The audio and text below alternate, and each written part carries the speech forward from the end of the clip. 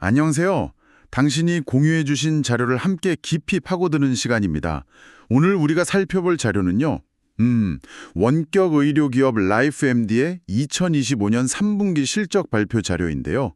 보통 이런 자료를 보면 다들 CEO의 화려한 비전 발표나 아니면 분석가들의 날카로운 질문이 오가는 Q&A 세션 이런 데 집중하잖아요. 네, 맞아요.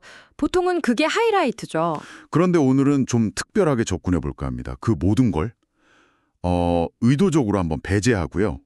오직 최고 재무 책임자 CFO의 준비된 발언에만 현미경을 들이대 볼 겁니다. 아, 그거 아주 흥미로운 접근인데요. 왜냐하면 CEO가 그리는 미래의 꿈이 있다면 CFO의 숫자는 그 꿈을 실현할 현실적인 계획서이자 건강검진표 같은 거거든요. 그렇죠. 모든 계획은 결국 숫자로 증명되어야 하니까요. 네, 그래서 이번 탐구의 미션은 바로 이겁니다. CFO의 발언 속에 담긴 숫자들을 통해서 라이프MD의 현재 재무 건전성, 또 수익 구조의 묘묘한 변화, 그리고 미래 전략을 뒷받침하는 진짜 근거가 뭔지 그 핵심을 파헤쳐 보는 거죠. 자, 그럼 이 숫자들 뒤에 숨겨진 진짜 이야기를 한번 파헤쳐 볼까요? 좋습니다. 그럼 CFO 발표 첫 부분부터 시작해 보죠. 3분기 핵심 실적을 요약한 부분인데 일단 표면적으로는 숫자가 아주 좋아 보여요. 네, 그렇죠. 원격 의료 사업 매출이 전년 대비 18% 성장했고 조정 이비다대는 무려 30%나 증가했어요. 네. 그리고 제 눈길을 끈 건 이거였어요. 한동안 좀 주춤했던 남성 건강 플랫폼 렉스MD 있잖아요. 아, 렉스엠디요? 네. 거기가 2분기 저점을 찍고 반등해서 3분기에만 순신규 구독자가 1만 명 늘었다는 점. 이건 꽤 의미 있는 신호 아닌가요? 는 게 훨씬 중요하죠. 이건 뭐랄까, 이들의 브랜드 파워나 마케팅 전략이 여전히 유효하다는 걸 보여주는 거니까요. 아하. 그런데 여기서 더 주목해야 할 건 매출 성장률 18%보다 수익성 지표인 조정 EBITDA 성장률 30%가 훨씬 높다는 사실입니다. 아, 그게 그렇게 중요한가요? 저는 그냥 둘 다 늘었으니까 좋은 거 아닌가 하고 단순하게 생각했는데요. 이게 바로 회사의 체질이 바뀌고 있다는 가장 강력한 신호입니다. 단순히 덩치만 키우는 게 아니라 똑같은 매출을 올려도 더 많은 이익을 남기는 아주 효율적인 구조로 변하고 있다는 뜻이거든요. 그렇군요. 하지만 여기서 정말 흥미로운 지점은 따로 있어요. CFO는 이런 단기 실적 자랑을 넘어서 회사의 재무 구조 자체를 완전히 뒤바꾼 사건을 언급합니다. 아, 그 워크 샘플 지분 매각이랑 부채 상환 말씀이시죠? 바로 그거죠. 이건 그냥 한 분기 장사를 잘했다는 수준이 아니라 아예 회사의 운영 체계를 바꿨다는 선언이나 다름없습니다. 맞아요. 그 부분을 설명하면서 CFO가 회사의 역사상 가장 강력한 대차대조표 및 유동성을 갖췄다고 아주 자신 있게 말하더라고요. 네, 그 표현을 썼죠. 구체적으로 3분기 말 기준으로 현금이 2,380만 달러인데 부채는 말 그대로 0, no debt 상태라고요. 그 역사상 가장 강력하다는 표현이 단순한 수사가 아닙니다. 이게 2026년 전략이 어떤 의미를 갖는지 생각해보면 명확해지죠. 어떤 의미인가요? 부채가 없다는 건 매달 꼬박꼬박 내야 하는 이자 비용이 완전히 사라졌다는 뜻이에요. 이제 벌어들인 돈을 빚 갚는 데 쓰지 않고 100% 전부 성장을 위한 재투자에 쓸 수 있게 된 거죠. 물론 강자의 위치란 말은 듣기 좋습니다. 근데 반대로 생각해보면 부채가 전혀 없다는 건 레버리지를 활용한 더 빠른 성장을 포기했다는 의미도 되지 않을까요? 요즘 같은 시대에 이렇게까지 무차입 경영을 고수하는 게 최선일까 하는 의문도 좀 드는데요. 그거 아주 예리한 지적이세요. 실제로 많은 성장 기업들은 적절한 부채를 성장의 발판으로 삼기도 하니까요. 그렇죠. 하지만 라이프MD의 현재 상황을 보면 이 결정이 이해가 됩니다. 이들은 이제 막 여성 건강, 행동 건강 같은 새로운 시장에 진출하려는 참이에요. 이건 불확실성이 큰 투자잖아요. 아, 그렇죠. 이런 상황에서 외부 자금, 즉 부채에 의존하기보다는 자신들이 확보한 2,380만 달러의 현금, 그 실탄을 가지고 안정적으로 그리고 자신들의 계획대로 사업을 추진하겠다는 의지를 보여주는 겁니다. 남의 눈치 안 보고 우리가 하고 싶은 대로 해보겠다는 자신감의 표현으로 해석할 수 있는 거죠. 그렇군요. 리스크를 안고 더 빨리 가기보다는 확실한 자기 자본으로 안정적인 성장을 택했다. 이런 전략적 판단이군요. 자, 그럼 이제 좀 더 깊이 들어가서 3분기의 상세 재무지표를 들여다보겠습니다. 네. 자료를 보니 숫자들이 여러 개 나오는데요. 솔직히 어떤 걸 먼저 봐야 할지 좀 헷갈리더라고요.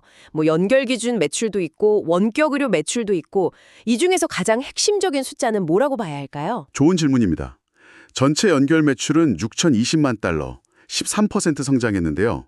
우리는 그 안에 원격 의료 매출, 즉 4,730만 달러, 18% 성장한 이 숫자에 집중해야 합니다. 왜죠? 왜냐하면 월크 심프리를 매각한 지금 이 회사의 본질은 이제 100% 원격 의료니까요. 이 숫자가 바로 라이프MD의 진짜 성적표의 셈이죠. 활성 구독자 수가 31만 명을 넘어서면서 14% 증가한 것도 이 성장을 잘 뒷받침하고 있고요. 알겠습니다. 핵심 사업은 잘 성장하고 있다는 건 확인이 되네요. 그런데 이 실적 자료를 읽다가 제가 고개를 갸웃했던 부분이 하나 있습니다. 어떤 부분이죠? 바로 매출 총이익률인데요. 88%라는 숫자 자체는 굉장히 높아 보이는데 작년 같은 기간과 비교하면 2.9%포인트 감소했어요. 매출이 늘었는데 왜 마진은 줄어든 걸까요? 이거 뭔가 안 좋은 신호 아닌가요? 바로 그 지점이 CFO의 발언을 깊이 있게 들어야 하는 이유입니다. CFO는 이걸 매출 믹스, 레버뉴 믹스의 변화 때문이라고 설명하죠. 매출 믹스요?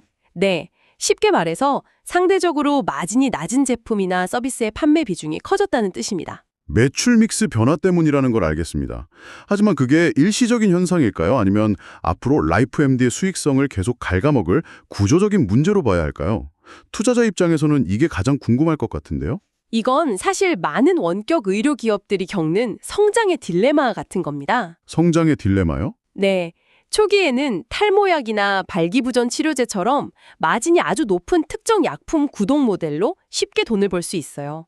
하지만 시장이 성숙하고 경쟁이 치열해지면 그걸로는 더 이상 성장이 불가능하죠. 아하. 결국 마진이 조금 낮더라도 더 넓은 고객층을 확보할 수 있는 종합 헬스케어 서비스로 사업을 확장해야만 합니다. 라이프MD의 매출 총액률 감소는 이들이 바로 그 변곡점에 서 있다는 가장 명확한 증거인 거죠. 그러니까 단기적으로는 마진이 줄어드는 것처럼 보이지만 장기적인 성장을 위한 체질 개선 과정으로 봐야 한다. 정확합니다.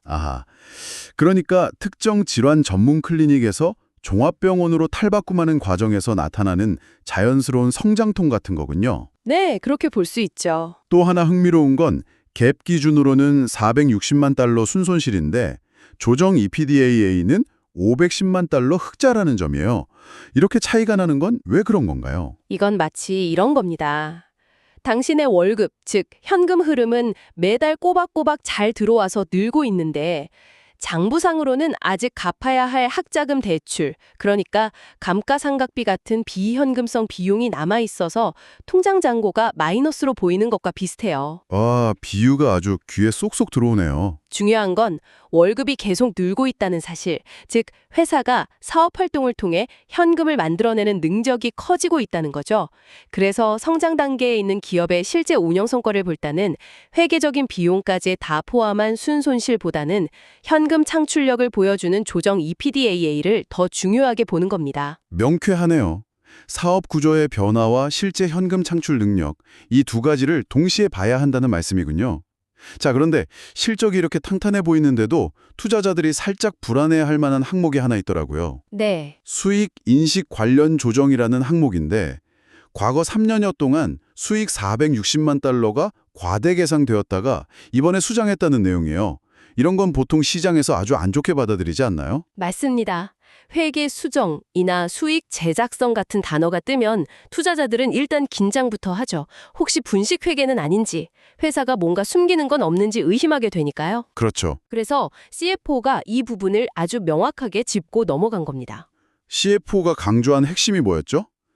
이 조정은 회사의 현금 흐름이나 현금 보유 상태에는 전혀 영향을 미치지 않았다는 거였죠. 바로 그겁니다. 이게 중요한 질문을 던지죠. 이런 기술적인 조정이 회사의 근본적인 사업 모델이나 금고에 있는 현금에 영향을 주었는가? CFO의 설명에 따르면 답은 아니오라는 겁니다. 새로운 시스템을 도입하면서 과거의 회계 처리 방식을 현재 기준에 맞게 정리하는 과정에서 발생한 말 그대로 장부상의 정리일 뿐이라는 거죠. 실제로 돈을 덜 벌었거나 현금이 사라진 게 아니라는 점을 분명히 한 겁니다. 만약 이 해명이 없었다면 앞서 말한 모든 긍정적인 실적들이 빛이 가랬을 수도 있어요. 투자자들의 신뢰를 지키기 위한 아주 중요한 커뮤니케이션이었군요. 그럼요. 과거의 회계 이슈를 깔끔하게 정리하고 넘어갔다는 거군요. 좋습니다. 그럼 이제 과거와 현재를 지나 미래로 눈을 돌려보죠. CFO가 제시한 4분기와 2025년 전체 실적 전망치, 즉 가이던스를 보면 이 회사가 그리는 2026년의 청사진을 엿볼 수 있을 것 같아요. 2025년 전체 예상치를 보면 매출은 한 1억 9,200만 달러 수준으로 전년 대비 24% 성장할 거라고 해요. 그런데 제 눈을 의심하게 한 숫자는 조정 EBITDA입니다. 네, 그 숫자가 정말 놀랍죠?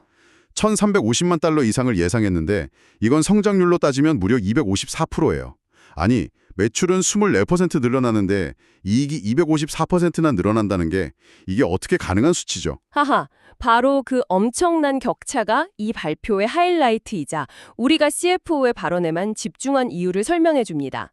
이건 영업 레버리지 효과가 폭발하고 있다는 증거입니다. 영업 레버리지요? 좀 더 쉽게 설명해 주실 수 있을까요? 영화관을 예로 들어보죠. 영화관을 운영하려면 관객이 1명이든 100명이든 임대료, 직원 월급, 전기세 같은 고정비는 똑같이 나가잖아요. 네, 그렇죠. 그런데 손익분기점을 넘어서는 순간 관객 1명이 추가로 내는 티켓값, 즉 매출은 거의 대부분이 그대로 이익으로 남게 되죠. 아하, 라이프MD가 바로 그 손익분기점을 막 넘어선 영화관과 같은 상태에 진입했다는 겁니다. 플랫폼 개발, 마케팅 같은 초기 고정비 투자는 거의 끝났고 이제 신규 구독자가 한 명 늘어날 때마다 추가로 드는 비용은 거의 없이 매출 대부분이 이익으로 쌓이는 구간에 들어선 거죠. 와, 매출이 24% 늘 때 이익이 254% 폭증하는 마법이 바로 여기서 나오는 겁니다. 와, 정말 흥미롭네요. 그리고 이 가이던스는 워크샘플이라는 비주력 사업부를 떼어낸 오직 순수 원격의료 기업으로서의 성적표라는 점을 기억해야 합니다. 다른 변명거리가 없어요. 이제 라이프MD의 성과는 오롯이 이 원격의료 플랫폼의 성공 여부에 달려있게 된 겁니다.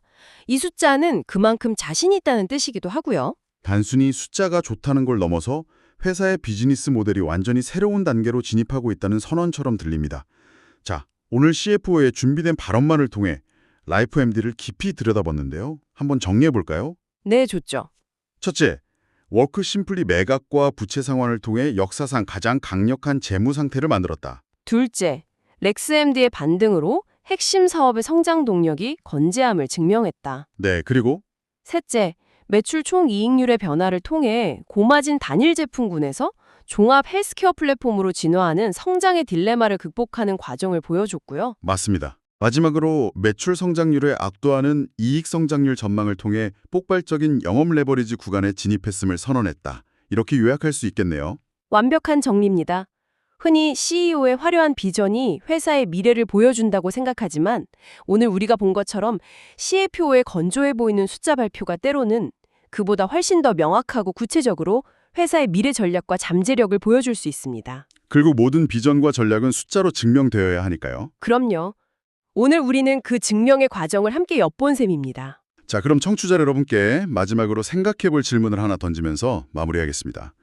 라이프MD는 이제 부채 없이 2,380만 달러의 현금을 준 강자의 위치에서 2026년을 맞이합니다. 그들이 이 실탄을 여성 건강이나 행동 건강 같은 새로운 시장에 공격적으로 쏟아붓기 시작했을 때 재무제표에 어떤 숫자가 가장 먼저 그리고 가장 크게 움직일 것이라고 예상하시나요?